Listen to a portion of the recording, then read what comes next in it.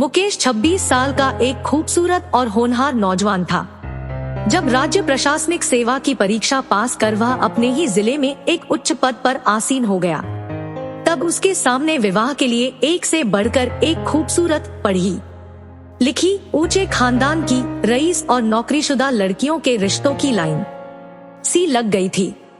मुकेश भली भांति जानता था कि शादी ब्याह कोई बार बार होने वाला काम नहीं है। एक बार जिससे शादी हो गई तो बस फिर 7 जन्मों का तो पता नहीं, पर इस जन्म का जीवन भर का साथ तो निभाना ही है। बचपन में ही एक सड़क दुर्घटना में पिताजी की मौत के बाद माँ ने कितनी कठिनाइयों से उसे पाल पोस कर बड़ा किया, उसका भी उसे बखूबी अंदाजा था। उसकी माँ ने अपने जीवन में बहुत अधिक कष्ट झेले हैं। अब जबकि वह सक्षम है तो अपनी माँ को अधिक से अधिक आराम और सुख पहुँचाना चाहता था। इस कारण भी अपनी शादी के लिए लड़की के चयन में वह अतिरिक्त सावधानी बरत रहा था। उधर जिन लोगों ने उसके पिताजी की असामयिक मौत के बाद उनकी तरफ एक बार झांक कर भी नहीं देखा था, वे लोग आए दिन किसी न किसी लड़की की सिफारिश लेकर आ धमकते। काफी सोच विचार कर वह अपनी माँ और मामा जी की पसंद पर अपने लिए ममता को चुन लिया। ममता एक पढ़ी लिखी और खूबसूरत लड़की थी। ममता उसी शहर में स्थित एक सरकारी विद्यालय में शिक्षिका थी जहां पर मुकेश की पोस्टिंग थी। रिश्ता तय होने के बाद उन दोनों की आमने सामने 1-2 बार ही मुलाकात हो सकी थी। इसका कारण यह था कि मुकेश जहां एक प्रशासनिक अधिकारी था, ममता भी उसी शहर में स्थित एक सरकारी विद्यालय में शिक्षिका थी। उस शहर में उन दोनों को जानने पहचानने वाले बहुत से लोग थे।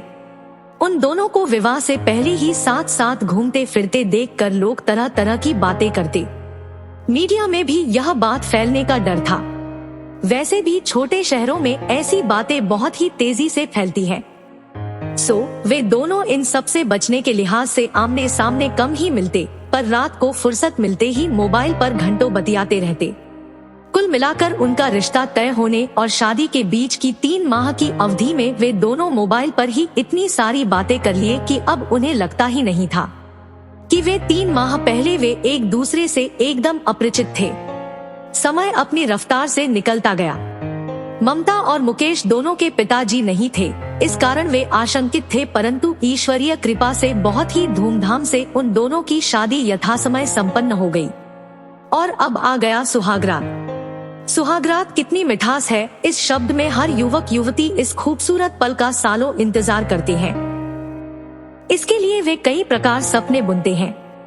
आज जब उसकी सुहागरात है तो पता नहीं क्यों समय के साथ साथ उसकी घबराहट भी बढ़ती ही जा रही थी।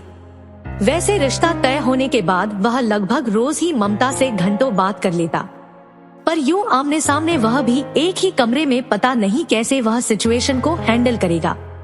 इसी उधेड़बुन में अंततः वह समय भी आ गया जब उसकी चचेरी और ममेरी भाभियों ने उसे उस कमरे में पहुंचा दिया जहां पर दुल्हन के वेश में उसके सपनों की रानी ममता उसका इंतजार कर रही थी। ऐसा नहीं है कि वह इस कमरे में आज पहली बार आया था, वह तो यही पला बढ़ा था, पर आज उसकी भाभियों ने उसे सुहाग कक्ष के रूप में दुल्हन की तरह सजा दिया था। उस पर खूबसूरत बेड पर उसकी दुल्हन ममता बैठी उसका इंतजार कर रही थी। सच, ममता आज नई दुल्हन के वेश में बहुत ही खूबसूरत लग रही थी, बिल्कुल परी लोक की राजकुमारी जैसी। किताबों और फिल्मों के माध्यम से प्राप्त जानकारी के मुताबिक मुंह दिखाई की औपचारिक रस्म अदायगी और हीरे की अंगूठी उपहार में देने के बाद मुकेश बोला, ममता, आज मुझे पहली बार ये एहसास हो रहा है कि मोबाइल पर बातें करना कितना आसान होता है। पता नहीं क्यों आज मुझे तो खुद पर तरस भी आ रहा है। कितना बड़ा बेवकूफ हूँ। ऐसा क्यों कह रहे हैं? जी आप जैसे भी हैं, बहुत ही अच्छे हैं। वह शर्माते हुए बोली, हाँ, तुम भी तो भारतीय नारी जो ठहरी, अब तो ऐसा बोलना ही पड़ेगा ना। वह बोला, नहीं जी, ऐसी तो कोई बात नहीं है, पर आज आप ऐसा क्यों कह रहे हैं? वह शर्माते हुए पूछी। अरे भाई, तुम कितनी खूबसूरत लड़की हो, तुमसे तो मुझे प्यार मोहब्बत की बातें करनी थी, पर मैं ठहरा एक किताबी कीड़ा।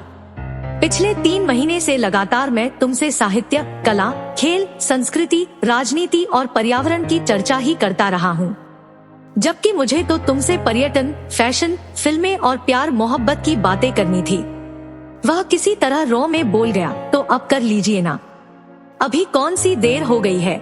वह शर्माते हुए बोली, हाँ भी अब तो जिंदगी भर वही करनी होगी। वैसे भी आज तो हमारी सुहागरात है, तो शुरुआत प्रैक्टिकल से करें। थ्योरेटिकल क्लासेस तो जिंदगी भर चलती ही रहेगी ना। मुकेश उसकी हाथों को हाथ में लेकर बोला, मुकेश जी, आज तो मैं बहुत ही ज्यादा थक गई हूँ। सिर में बहुत दर्द भी हो रहा है, नींद भी आ रही है। प्रैक्टिकल फिर कभी, ममता उनीदी आंखों से बोली। मुकेश के लिए यह अप्रत्याशित स्थिति थी, पर यह सोचकर कि अब तो जीवन भर का साथ है। जहां इतने साल इंतजार किए, वहीं कुछ दिन और सही। बोला, ठीक है मैडम जी, जैसा आप ठीक समझें। आप यहाँ पलंग पर सो जाइए, मैं वहाँ सोफे पर सो जाऊंगा। नहीं जी, आप यहीं सो जाओ न, उधर पलंग पर ही, मैं इधर सो जाऊंगी। वह एक तरफ खिसकती हुई बोली, ठीक है।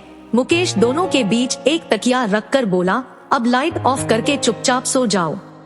गुड नाइट, गुड नाइट, वह बोली और कमरे की लाइट ऑफ कर दी। मुकेश को नींद नहीं आ रही थी। उसने ऐसे सुहागरात की तो कल्पना तो सपने में भी नहीं की थी, पर सच तो सामने ही था। सालों का इंतजार आज के इंतजार पर भारी पड़ रहा था।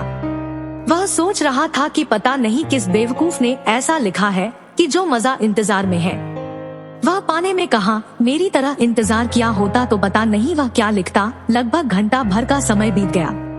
आज नींद उसकी आंखों से कोसों दूर थी। वैसे पढ़ने लिखने में उसकी बचपन से ही रुचि थी। जब भी उसे नींद नहीं आती वह पढ़ने बैठ जाता, पर आज वह लाइट जलाकर पढ़ नहीं सकता था, क्योंकि ममता की नींद में खलल पड़ सकता था। वैसे भी उसके सर में दर्द बता रही है, उसे भी बेवजह परेशानी होगी। सो मुकेश एक चद्दर को ओढ़कर मोबाइल में ही एक कविता लिखने लगा। उसकी आदत है कि जब भी नींद नहीं आती या बोरियत महसूस होती है तो वह कविताएं, शायरी लिखने बैठ जाता था। जिंदगी हर कदम परीक्षा लेती है, इंसान हर कदम परीक्षा देता है। हर किसी को यह पता होता है हर परीक्षा उसे निखारता है, फिर भी वह परीक्षा से क्यों डरता है। वह लिखने में मगन था कि तभी ममता धीरे से उसके चद्दर में घुसते हुए बोली, वाह वो क्या बात है, अभी अभी पता चला कि हमारे साहब जी तो शायर भी हैं। इतनी रात गए, वह भी सुहागरात को, किसके लिए शायरी लिखी जा रही है।